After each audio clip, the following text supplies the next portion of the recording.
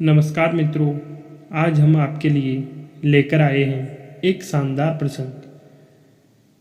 मित्रों, आज तक आपने सुना है और देखा है या आपने जितनी भी कहानियाँ सुनी हैं उनमें पत्नी के बारे में सुना है कि पत्नी के भगवान भी पति है और तीर्थ भी पति है और सब कुछ पत्नी की पति ही है। लेकिन आपने कभी ऐसा सुना है कि पति के लिए भी पत्नी ही सब कुछ है? आज हम ऐसा ही कुछ प्रसंग और कहानी आपके लिए लेकर आए हैं, जो आप ध्यानपूर्वक सुनिए। तो अगर आपको कहानी पसंद आए तो चैनल को सब्सक्राइब ज़रूर करना, क्योंकि आपको इस आपके अपने चैनल पर इसी प्रकार के अनसुने प्रसंग सुनने को मिलते रहेंगे। तो दोस्तों, कहानी शुरू करते हैं। करकल वेश्य की कथा। काशी नाम की नगरी में करकल नाम के एक वेश्य रहते थे। उनकी पत्नी परम साध्वी थी। उसका नाम था शुक्ला। वह शुद्ध स्वभाव वाली अत्यंत सुंदर थी। उसके पति करकल भी सर्वज्ञ, धर्मज्ञ, गुणी, विवेकशील एवं उत्तम स्वभाव के थे। वे प्राय लग्न से पुराणों की कथाएं सुना करते थे। उन्होंने सुना था कि तीर्थों का सेवन बहुत ही पुण्यप्रद एवं कल्याणप्रद होता है। इससे प्रभावित होकर उनके मन में तीर्थों के प्रति श्रद्धा हो गई। एक बार कुछ ब्राह्मण और व्यापारी तीर्थ यात्रा पर जा रहे थे।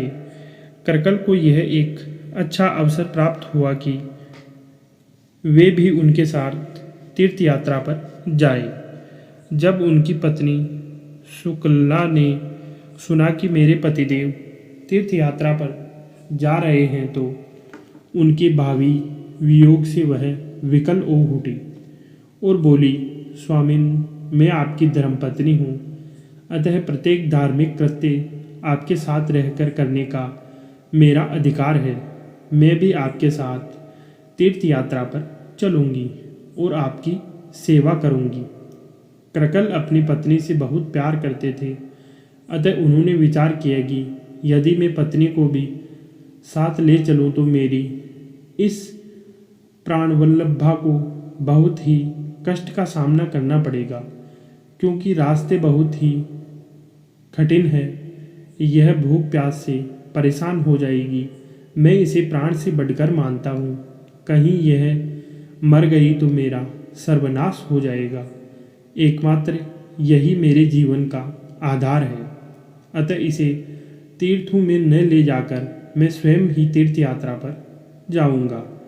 ऐसा विचार कर उन्होंने अपनी पत्नी से कहा, मैं तेरा त्याग नहीं करूँगा। इसके बाद बिना पत्नी को बताए उन यात्रियों के साथ तीर्थ यात्रा पर चले गए। शकुला जब ब्रह्म मुहूर्त में उठी तो देखी कि उसके पतिदेव कहीं दिखाई नहीं पड़ रहे हैं और वह रोने लगी। जब उसने पति के साथियों से पूछा तो पता चला कि वे तीर्थ यात्रा पर चले गए।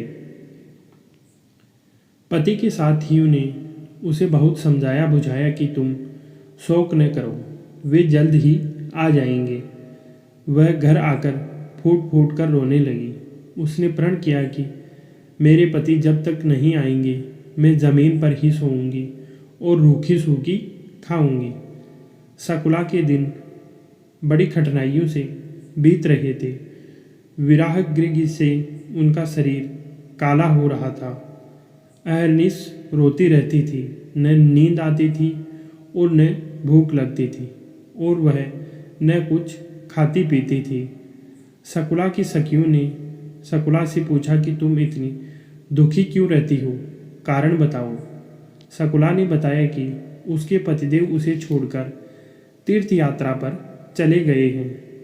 उनका वियोग उससे सहा नहीं जाता। शकुला की सखियाँ नारी धर्म की जानकार नहीं थी। वे सांसारिक सुखों को ही महत्व देती थी। उन्होंने कहा कि सखी, तुम्हारा रोना धोना व्यर्थ ही है। तुम क्यों व्यर्थ में अपने शरीर को सुखा रही हो। पतिदेव तीर्थ यात्रा से वापस आ जाएंगे, किसी प्रकार से व्यथित होने की आवश्यकता नहीं है। अतः अच्छी प्रकार से खाओ पीओ और आनंद पूर्वक रहो। शकुला ने कहा कि सखियों, तुम्हारी बातें शास्त्र सम्मत नहीं लगती। मैं जो आचरण कर रही हूँ वह भगवान द्वारा बनाए गए विधान के अनुकूल है। पति के न रहने पर श्रृंगार करना भगवान के विधान के प्रतिकूल है। साध्वी शकुला के सौंदर्य की चर्चा देवलोक तक पहुंच ही चुकी थी। उसके पति प्रेम की भी चर्चा होने लगी। देवराज इंद्र ने कामदेव की सहायता से शकुला की कठोर परीक्षा ली। इस परीक्षा में साध्वी शकुला का चरित्र और भी निखर गया। इसमें धर्म ने शकुला को बहुत सहायता पहुंचाई। शास्त्र विश्वासी कृकल तीर्थ यात्रा पूरी कर अपने साथियों के साथ घर लौट रहे थे। वे यह सोचकर बहुत प्रसन्नचित्त थे कि इस तीर्थ यात्रा से उनका जीवन सफल हो गया। कृकल के मन में यह सोचकर अधिक प्रसन्नता हो रही थी कि उनके सभी पितर स्वर्गलोक में पहुंच गए।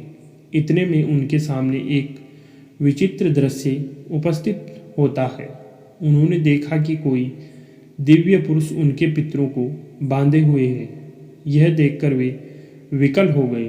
उन्होंने उनके बांधे जाने का कारण पूछा कि मेरे तीर्थ श्राद्ध से तो इन्हें स्वर्ग पहुंचना था, इन्हें बांधा क्यों गया? दिव्य पुरुष ने कहा, मैं धर्म हूँ, तुम्हारे श्राद्ध का फल इन्हें नहीं मिला। कृकल ने पूछा, मेरे द्वारा किए गए श्राद्ध व्यर्थ क्यों हो गए, इन्हें बांधा क्यों गया है? धर्म ने उत्तर दिया कि तुम्हें इसलिए सफलता नहीं मिली क्योंकि तुमने अपनी साध्वी पत्नी को इस पवित्र कार्य में सम्मिलित नहीं किया। यदि पत्नी को भी साथ लिया होता तो उस श्राद्ध से तुम्हारे पितरों को अमृतपान सी तृप्ति मिलती। तुम्हारे पितृ इसलिए बांधे गए हैं, लोभवश इन्होंने तुम्हारे अवैध श्राद्ध को खा लिया है। कृकल बहुत विकल हो गए और उन्होंने हाथ जोड़कर कहा कि अब आप यह बताएं कि हमारे पितृ किस उपाय द्वारा इस बंधन से मुक्त होंगे। धर्म ने कहा, महाभाग, तुम अपने घर जाओ। तुम्हारी पत्नी शुक्ला तुम्हारे लिए बहुत विकल हो रही है। तुम अपनी पत्नी को साथ लेकर जो श्राद्ध कर्म करोगे वह श्राद्धान तुम्हारे पितरों को मिलेगा और उनको मुक्ति मिलेगी। कृकल ने घर पहुंचने पर रास्ते में घटी घटना को अपनी पत्नी से बताया। पति को पाकर शुक्ला का मन अति प्रसन्न हो गया। इसके बाद कृकल ने घर पर ही रहकर पत्नी के साथ श्रद्धापूर्वक शीघ्र श्राद्ध आदि कार्यक्रम किया।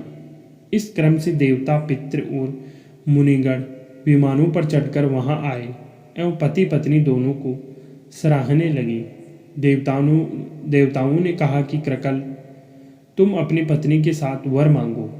कृकल ने पूछा कि आप लोग मेरे किस पुण्य और तप से मुझे वर देने के लिए पधारे हैं? देवराज इंद्र ने कहा कि यह तुम्हारी पत्नी शुक्ला सती साध्वी है।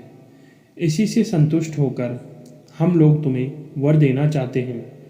इसके बाद इंद्र ने उसके सतीत्व की परीक्षा की कहानी भी सुनाई। हर्ष के उदय से उनकी आंखों में आंसू झलक आए।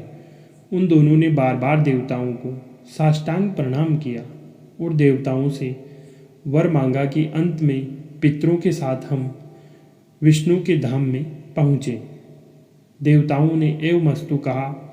आकाश से पुष्प वृष्टि होने लगी और प्रसन्नता ही प्रसन्नता फैल गई।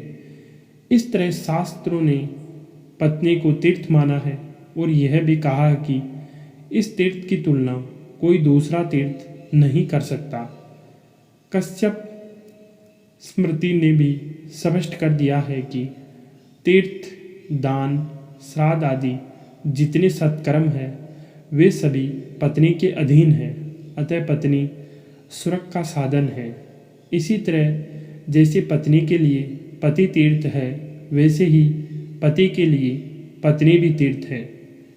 महाराज मनु ने कहा है कि फिर भी शास्त्रों के पति के लिए यह सुविधा दी गई है कि केवल पति की पूजा से सर्वातिशायी फल मिल जाता है, किंतु पति के लिए यह सुविधा नहीं है कि वह केवल पत्नी में अनुराग और उसके सम्मान से सर्वातिशायी फल प्राप्त करे। भगवान ने विश्व कल्याण के लिए पति पर गुरुतर बोझ दिया है, उसे पत्नी से अनुराग करना है, लेकिन परम अनुराग परमात्मा से ही करना है और परमात्मा के आदेश से शास्त्रों के आदेशानुसार पितृकर्म, देवकर्म, नित्य कर्म और नैमित्तिक कर्म करके तीनों लोगों को तृप्त करना है। इसलिए पत्नी में अनुराग होना चाहिए, आसक्ति नहीं।